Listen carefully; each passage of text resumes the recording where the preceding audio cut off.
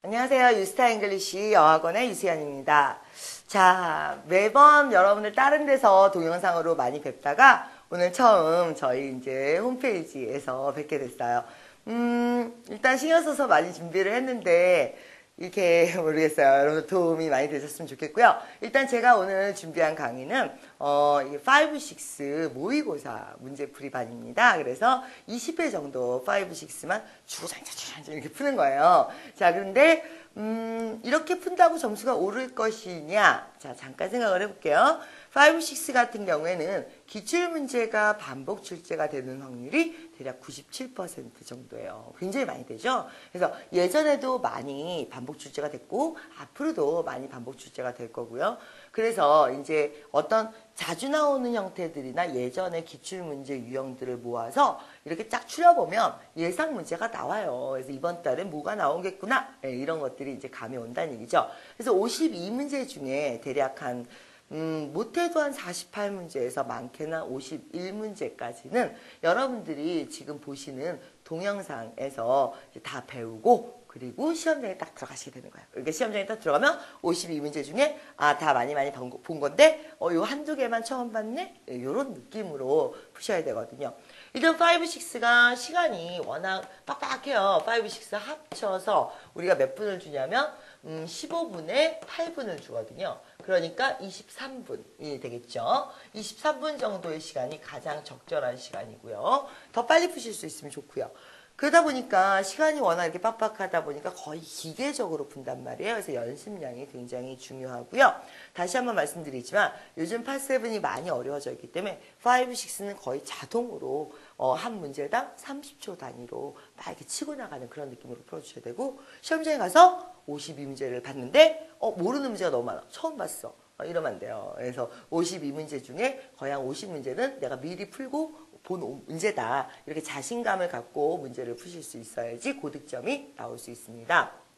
자, 점수가 굉장히 일단 짜고요. 오늘은 여러분들이 첫 강의, 자, 1강부터 12강에서 13강 정도까지는 파5만 진행이 될 예정이에요. 그래서 이제 5를 완전히 굴르고 굴러서 완전히 이제 도 같을 정도까지 될 정도로 이렇게 계속 이제 풀이를 들어갈 거고요. 그 다음에 뒤에 한 6강에서 7강 정도는 6를 위주로 이제 풀이를 잡아 드릴 거예요. 자, 그렇게 하고 지금 이제 파5 같은 경우는 20회인데 그 중에 10회는 난이도가 딱 중간 난이도. 그러니까 기출문제 난이도라고 생각하시면 되고요. 그 다음에 뒤에 10회는 굉장히 난이도가 높아요. 그래서 혼자 푸시기가 좀 많이 힘드실 거예요. 자, 일단 정리를 좀 해볼게요. 5, 6는 일단 많이 푸셔야 돼요. 많이 푸셔야 되고 또한 정확한 방법으로 푸셔야 되고 그것에 대해서 저랑 계속 트레이닝을 받으실 거고요. 그래서 이 20회 강의가 끝나고 나면 딱 시험장에 들어갔을 때 문제 위를 날아다니는 느낌으로 그리고 52문제 중에 최소한 50문제는 나 이미 풀고 들어왔다. 이런 상태에서 시험을 보실 수 있도록 그렇게 연습을 앞으로 20회 동안 해보도록 하겠습니다.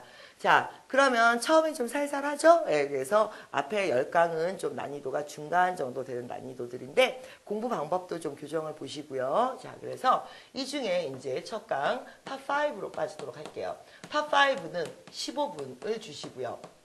그 다음에 틀린 개수가 마이너스 2개까지 900선이 되겠습니다. 생각보다 제가 점수가 짜다 그랬죠? 자, 마이너스 4개 정도가 800선이 되겠습니다. 자, 이 이하는 얘기하고 싶지 않아. 자, 이 강의는 중급에서 고급에 해당하는 레벨의 강의가 되겠고요. 자, 그 다음에 우리 목표가 900 이상, 950, 970 이런 분들까지 커버를 하는 게 목표이기 때문에 강의 자체는 절대 쉽지 않습니다. 그래서 중급용 강의들을 좀 듣고 마지막에 이제 스킬용 강의라고 생각하시고 들으셔야지 강의가 좀 맞으실 거예요. 그리고 요새 워낙 공사나 대기업, 외국계 기업들부터 시작해서 이제 로우스쿨까지 워낙 고득점을 원하는 곳이 많기 때문에 여러분들 고득점에다가 포커스를 좀 맞춰서 강의를 진행해 볼 거고요. 강의가 어려우신 분들은 무료 동영상들이나 아니면 중급용 강의들을 먼저 한번 보시고 들으시는 게 좋을 것 같습니다. 자, 그러면 10개 중에 내가 하나를 틀렸어요. 그 정도면 잘했지. 네, 10개 중에 하나를 틀리면 틀린 개수가 40문제 기준이죠. 딱 800이 떨어지겠죠. 그러니까 잘했다고 할 수가 없어요. 워낙 점수가 짜요. 20개당 하나를 틀리셔야 900선으로 들어온다는 얘기죠. 한 페이지에 하나. 자, 그래서 20문제당 하나. 그래서 완벽에 가까운 문제풀이 방법을 갖고 계셔야 됩니다. 자, 근데 파5 문제는 어떻게 푸는 거예요? 라고 얘기하면 우리가 크게 3단계로 우리가 나누어 볼 수가 있습니다. 첫 번째는 여러분들 많이 들어보셨을 거예요. 구조 분석, 구조 분석 이런 얘기 많이 하죠. 그래서 구조 분석 연습을 많이 해놓으신 분들이 절대적으로 유리하고요. 그 다음에 구조 분석에 맞춰서 필요, 품사, 찾기 문제로 가는 문제가 있겠습니다. 이런 문제들은 사실 600점대들 분들도 충분히 하실 수 있는 문제가 되겠습니다. 그래서 예를 들어서 여러분들이 이제 보시는 문제 중에 어떤 걸 보게 되냐면 106번 문제 같은 경우 잠깐만 보시게 되면요. 106번 문제 보시면 데스크까지가 주어고요. 그렇죠? 그 다음에 밑줄이 있고 그 다음에 유가 있네요. 자, 유가 목적어가 되겠죠. 그리고 to에서 가로 열까요? 자, change부터 hide까지 가시고요. 닫으세요. at에서 가로 열까요? push까지 가세요. of에서 가로 열고요. button까지 가세요. 자, so는 접속사죠. 문장이 새로 시작하네요. 그럼 이 문장에는 뭐가 없죠? 그렇죠. 본동사가 없죠. 따라서 본동사를 찾는 문제 A 명사, B 동사, C ing, 그리고 D는 형용사니까 동사를 찾는 문제 답이 뭐가 되겠습니까? B가 답이 되죠. allows. 자, 이런 문제들은 사실 제가 굳이 이런 이제 문제풀이 강의에서는 잘 안 해드리고요. 중급용에서만 해드리는 그런 강의가 되겠습니다. 그 다음에 이제 어휘 강의로 가는데요. 어휘 강의가 상당히 어려워요. 그죠? 예. 어휘가 어렵고, 그 다음에 마지막으로는 빈칸 앞뒤를 자, 논리적으로 분석해서 자, 얘네를 어떻게 논리적으로 연결하는 답을 찾는가. 논리적 연결. 자, 이런 부분이 이제 문제의 핵심이 되겠습니다. 이런 부분이 문제의 핵심이 되겠고요. 자, 그러면 이 중에서도 우리가 어디만 한번 빼볼까요? 쭉 빼서 어휘만 한번 보도록 하겠습니다. 자, 어휘 같은 경우는요. 명사, 자, 동사, 어서 많이 보던 거예요. 뭐 부사, 전치사 이런 식으로요. 자, 이렇게 크게 나눠볼 수가 있고요. 이런 어휘 문제들은 이제 제가 이 강의 끝에다가 뭘 붙여드리냐면 40개의 전치사 표를 붙여드려요. 그러면 걔네들을 가지고 이제 이렇게 좀 보조를 받으면서, 그러니까 이 강의 매 강마다 제가 이렇게 보조를 받으실 수 있는 자료들을 같이 첨부해 드릴 거거든요. 그러니까 그런 걸 참조하시면서 들으시면 되는데, 자, 명사 그랬어요. 명사 그러면 뭐가 문제냐? 뜻보다는 가산이에요, 불가산이에요, 사람이에요, 사물이에요. 이런 것들을 굉장히 중요시 합니다. 한국인들이 영어를 못하는 뇌를 갖고 있는 게 아니라요. 한국인들은 영어를 못하는 가치관을 갖고 있어요. 우리는 뭐가 중요해요? 뜻이 중요하죠. 그런데 영어에서는 뭘 중요시 여겨요? 형식을 중요시 여겨요. 그래서 이런 부분에서 우리가 많이 말린단 말이에요. 그래서 예를 들어서 우리가 몇 번 문제를 한번 볼 거냐면 119번 문제를 한번 보도록 하겠습니다. 자, 119번 문제 보시면요. to가 전치사예요. carefully 형용사예요. 그럼 그 뒤에 명사가 나와야죠. 그러니까 명사를 골라야지 하고 있었는데 얘가 지금 명사가요. A, plan 명사고요. planner 명사고요. planning 동명사고요. 그럼 명사에 해당하는 게 3개씩이나 있단 말이에요. 자, 그러면 어떻게 문제를 풀어요? 해석해서. 해석하면 어떻게 되면 plan은 계획이고요. planning은 기획이고요. 한국말도 더 어려운데요. 해석해서 계획인지 기획인지 그거 알기도 더 힘들 것 같은데요. 자, 그러면 이 문제는 어떻게 풀면 좋아요? 라고 물어보시면 이거죠. 자, 플랜은 가사니까요, 불가사니까요? 플래닝은 가사니까요, 불가사니까요? 자, 이 룰을 우리가 배울게요. 그러니까 어떤 기본적인 단위가 되는 명사는 다 가산이고요. 그것의 행위가 되는 건 다 불가산이에요. 자, 시작해볼까요? 어카운트 계좌 가산이고요. 어카운팅 회계 그 행위나 과정이 되죠. 네, 이런 불가산. 다시요. 마켓 시장 가산 명사고요. 마케팅 시장에서 벌어지는 행위 불가산 명사고요. 또 어떤 게 있을까요? 예를 들면은 여러분들 지금 보고 있는 플랜 계획 단위 가산 명사고요.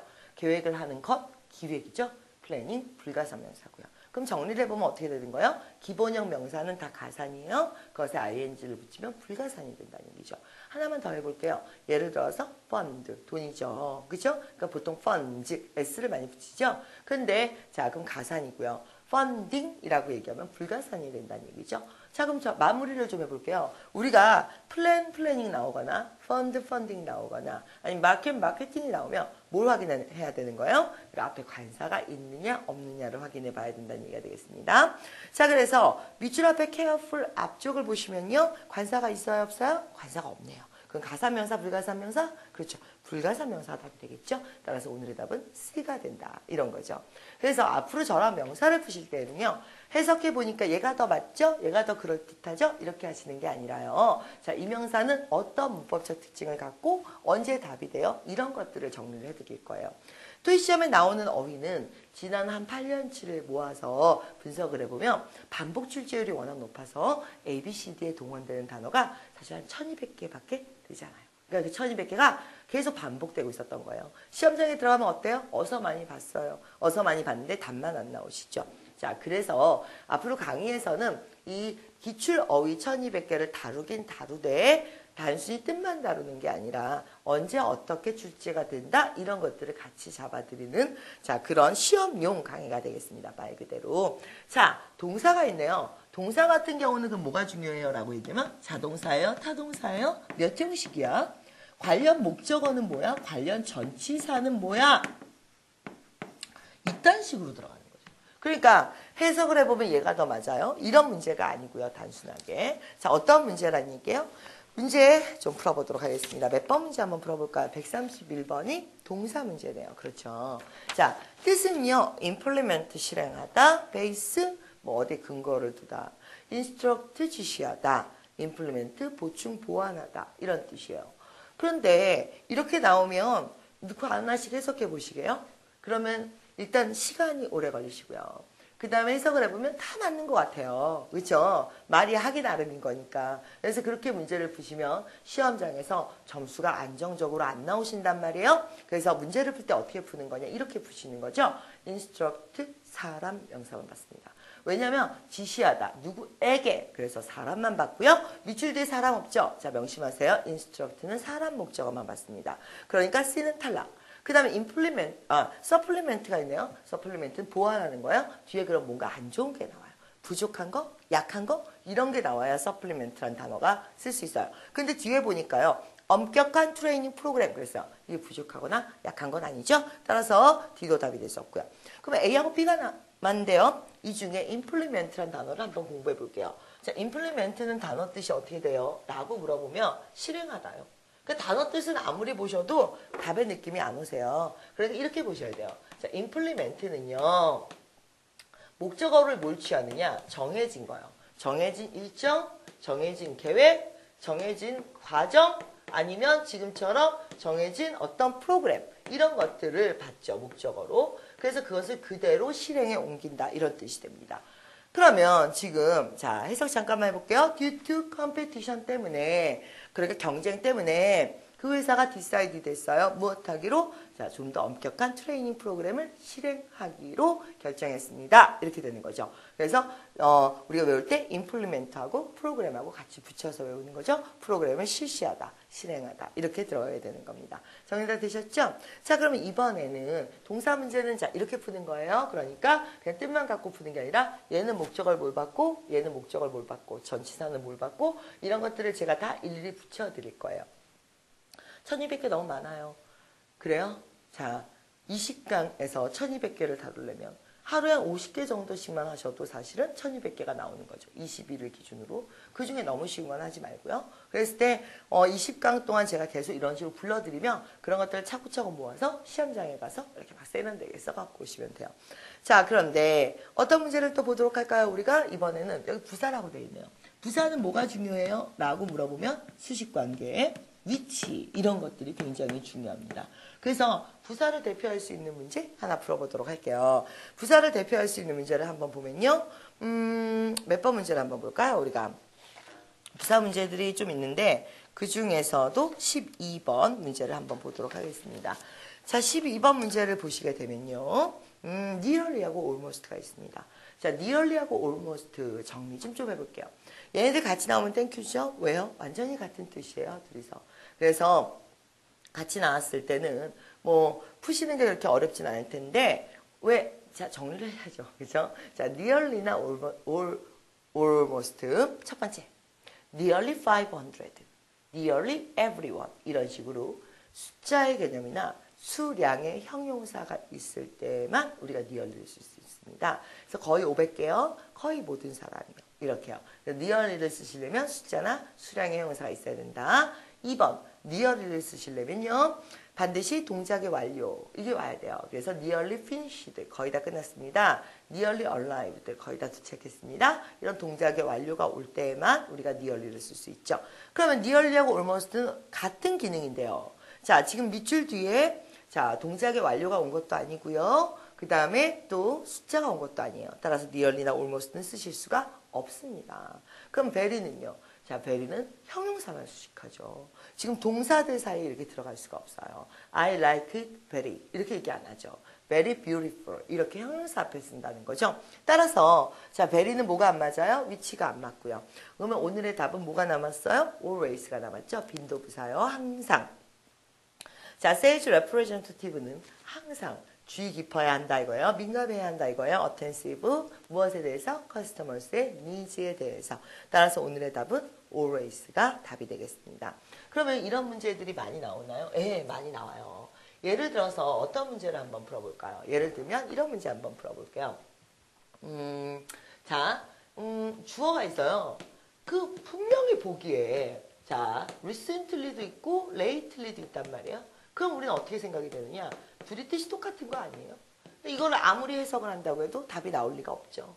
그러면 뭘 잡아야 돼요? 자, 여기 제가 뭐라고 적어놨습니까? 위치가 중요하다 이렇게 적어놨죠? 그러니까 자, 볼게요. recently는 위치가 자유롭습니다. 어디든 들어갈 수 있죠. 근데 lately는 오늘 답이 될 수 없어요. 왜? lately는 문장 맨 앞에서만 쓰거나요? 아니면 문장 맨 끝에서만 쓰실 수 있어요. 문장 중간에선 쓰실 수 없다는 얘기입니다. 그래서 위치가 자유로운 recently가 항상 답이 되더라 이거예요. 이렇게 부사 문제는요. 수식관계, 동사를 수식해, 형용사를 수식해, 아니면 종류, 접속 부사야, 빈도 부사야, 뭐 이런 종류, 아니면은 지금처럼 위치 이런 것들을 최대한 이용하시면서 문제를 풀어주셔야지 자연스럽게 번역해서 풀면 어때요? 다 답이 되는 것처럼 느껴지죠. 그래서 그건 좀 힘들고요. 이렇게 시험용으로 하나하나 준비를 해서 들어가 보도록 하겠습니다. 근데 오늘 문제 중에 가장 어려운 문제가 뭐예요? 라고 얘기하면 글쎄요. 가장 어려운 문제. 자, 뭘 한번 볼까요? 139번 같은 문제 한번 볼게요. 이 문제가 오늘 가장 어려운 문제라고 보실 수가 있거든요. 자, 그리고 자주 나오는 문제고요. 토익이 좋아하는 문제죠. 그러면 139번 문제는 어떻게 푸는 거예요? 라고 물어보시면 여기 좀 문제 지어볼게요. 지금 이제 명사 푸는 법, 동사 푸는 법, 부사 푸는 법 이런 걸 좀 보셨어요. 수능 스타일하고 많이 다르죠. 수능처럼 해석해서 한국말로 아 이게 맞는 것 같아 라고 들어가면 민감한 문제들이 많기 때문에 오답이 굉장히 생각보다 많이 나요. 그래서 굉장히 섬세하게 기계가 푸는 것처럼 똑부러지게 풀어주셔야 되고 그걸 20회 동안 저한테서 일종의 이제 세뇌를 당하시는 거죠. 수능 스타일로 풀겠다고 하면 제가 말리질 않는데 고득점이 나올 때까지 시간이 너무 오래 걸리실 거예요. 그래서 이런 식으로 많이 다듬어 주셔야 돼요. 자, 그러면 여기서 이제 여기에 드디어 나오죠? 뭐요? 논리적 연결. 빈칸의 앞뒤를 분석해서 논리적으로 연결하는 문제가 나온다. 자, 어렵죠?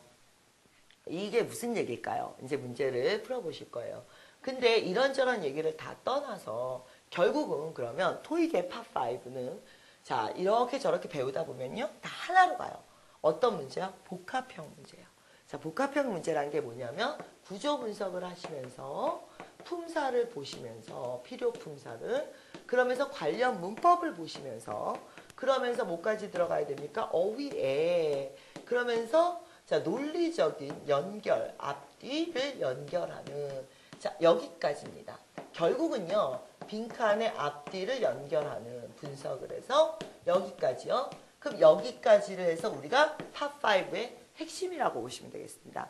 그러니까 팝5의 핵심은 이제 구조 분석과 품사 배열, 문법. 근데 저 중에 한 문제가 하나씩만 물어보면 되는데 보통 한 문제가 하나를 물어보는 게 아니라 한 문제가 두세 개의 사항을 복합적으로 물어보기 때문에 힘이 든 거거든요.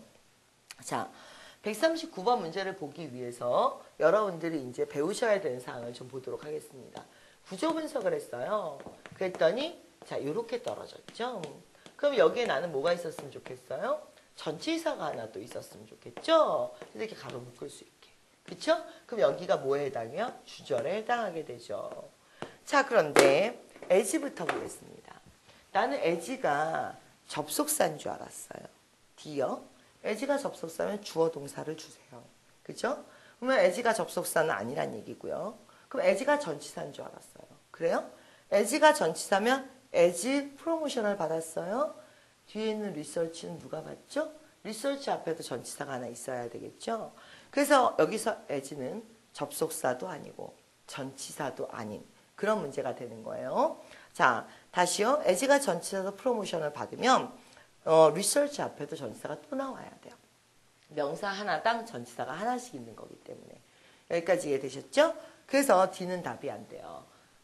그러면 여기에 전치사는 넘어갔어요. 이제 뭐가 나와야 돼요? 투부정사가 나오거나 전치사 플러스 동명사가 나오면 얘네들이 무엇을 요구하느냐? research라는 목적어를 요구하게 되겠죠. 여기까지 이해되셨습니까? 그래서 전치사는 없으니까 포기했고요. 답은 to promote거나 by promoting이 답이 된단 말이에요. 여기까지 이해되셨어요? 그런데 우리가 이제 여기에 해당하는 문법을 좀 배워볼게요. 투부정사는 우리가 미래지향적이다 그럽니다. 그러니까 목적이죠? 목적. 자, I have a book to read 라고 얘기하면 책을 이미 읽은 거예요? 아니면 앞으로 읽을 거예요? 앞으로 읽을 거죠. 그쵸? 근데 전치사 플러스 동명사는 모지향적이라고 얘기합니까? 우리가 과거, 과정, 수단 이런 개념이 됩니다. 그래서 무엇 함으로써의 개념이 되죠. 자, 그러면 우리가 이제 이걸 먼저 따지셔야 돼요. 그러니까 promote research, 리서치를 진행하는 게 먼저예요? 아니면 리서치 진행하라고 돈을 35 밀리언을 주는 게 먼저예요. 돈을 먼저 받고 그 다음에 리서치를 진행해야죠. 그러니까 주절의 동사 offered를 기준으로 돈을 받은 다음에 앞으로 뭐 할 거예요? 프로모트 할 것이죠. 그러니까 미래형. 자, 주절의 동사보다 미래죠. 이러면 뭐가 들어와야 돼요? 투부정사가 들어와야 된다. 이런 얘기예요. 다시 한번 들어가 볼게요. 문장 하나만 좀 외우시죠. To pass the exam. 시험에 합격하기 위해서 exam. I studied hard요. 나는 공부를 매우 열심히 했어요. 이게 똑같은 문장으로 바꾸면 뭐가 되느냐? For studying hard. 공부를 열심히 함으로써 나는 시험에 합격했어요. Pass the exam. 자, 지금 둘이 다르게 쓰였죠? To pass. 뭘 기준으로? study를 기준으로. 자, study hard를 기준으로 앞으로 패스할 거죠. 근데 자 볼게요. 뭘 먼저 했다고요? study를 먼저 하고 그 다음에 패스했어요. 그러니까 뭐가 먼저 발생한 거예요? for ing가 먼저 발생한 거죠. for가 무조건 목적은 아니에요. for 명사는 목적을 의미하지만 pp 다음에 나오는 for는 이유예요. 그러니까 be awarded for 이유, be blamed for 이유. 그러면 for 다음에 기간이 나오면 뭐가 동안이 되고요. 그 다음에 for 다음에 또 뭐가 나올 수 있을까요? for 다음에 예를 들어 이렇게 ing가 나오면 과정을 보여줘요. 자, 그래서 우리가 무조건 for ing가 목적은 아니라는 거 이것부터 알아놓으시고요. for가 무조건 다 목적은 아니에요. for 명사는 목적, for 기간은 동안, 그다음 be blamed for는 이유 이런 식으로요. 그리고 지금 for ing는 과정, 수단, 뭐뭐함으로써 이렇게요. 자, 그러면 지금 결론을 좀 내려볼게요. 자, 돈을 먼저 오퍼한 거고요. 그 다음 앞으로 미래에 뭐 할 거예요? to promote 할 것이다. 이런 의미가 되는 것이죠. 그래서 여러분들이 지금 몇 번 문제를 풀어보셨냐면 39번 문제를 한번 풀어보셨어요. 자, 그런데 38번 같은 경우도 이제 제가 오늘 첫 강의라서 말을 굉장히 빠르게 했는데 저기 강의를 몇 문제 안 풀어드렸는데 앞으로 문제를 많이 풀어드려야 돼요. 그 문제를 많이 풀어드리려면 어떤 식으로 풀어드려야 되느냐? 38번 문제 한번 볼게요. bring이 있죠? 자, 누구를, members를 to 어디로 이런 식으로만 불러드릴 거예요. 왜? 문장에는 답을 결정한 단어란 게 있어요. 문장에는 답을 결정한 단어란 게 있어요. bring 이 사람들을 to 어디로 누구에게 즉 장소의 개념이 나오거나 2 이하에는 뭐가 나와야 돼요? 자, 사람의 개념이 나와야 된다는 얘기죠. 자, 그러면 오늘 첫 번째 답을 결정한 건 2예요. 2 부분이 답을 결정했고요. 그 다음에 두 번째 답을 결정한 건 search as예요. 왜요? 여기 뒤에 search as가 있는데요. 이 지금 to 다음에 명사가 있고 search as가 있으면 얘는 구체적인 명사가 나와요. 구체적인 명사. 그럼 얘의 대표 명사가 뭐가 되는 거예요? 대표 명사가 얘가 되는 거죠. search as. 예를 들면 무엇과 같은 이런 뜻이죠. 그러면 대표 명사는 뭔데요? 이제 앞뒤를 맞춰볼게요. 앞뒤를 맞춰보면 사람들을 to 어디로 보내요? 그러면서 장소가 나왔겠죠? A, B, C, D 중에 장소의 개념이 뭐밖에 없죠? 자, 가이드라인은 안내, 지시, 프로덕은 제품, 프로세듀어는 과정. 그럼 이거 장소의 개념이 없네요. facilities가 이제 그 시설들이죠. 장소죠. 근데 그 시설들을 구체적으로 얘기해보면 뭐가 되는 거죠? such as 스위밍 풀이나 아니면 피트니스 센터 같은 게 되는 거죠. 이렇게 앞으로 문제를 풀어드릴 때는 구조 분석을 간단하게 해드리고 답을 결정한 단어 앞뒤에서 논리적으로만 잡아드릴 거예요. 그러니까 문제를 푸는 속도가 훨씬 더 빨라지겠죠? 그러면 많이 풀고 그 대신에 여러분들이 미리 사전에 꼭 풀고 해설집을 꼭 보셔야 돼요. 해설집을 꼭 보신 다음에 난 이게 궁금해 이런 상태에서 강의를 들으셔야지 2강부터 속도가 빨라지기 때문에 그걸 따라잡으실 수 있어요. 자, 우리가 목표가 고득점이고 문제를 많이 푸는 게 목적이니까요. 늘어지지 않게 하기 위해서 여러분들이 꼭 예습을 하고 다음 강부터 들어주시고요. 지금 1회 모의고사에서 1회 문제에서 많이 못 푼 게 많기 때문에 1회와 2회를 같이 합쳐서 다음 강에서 좀 풀어드리도록 하고요. 꼭 조심하셔야 되는 건 강의 속도가 빨라질 거니까 예습 반드시 하고 들어오시기 바랍니다. 자, 오늘 여기까지 하도록 하죠. 수고하셨습니다.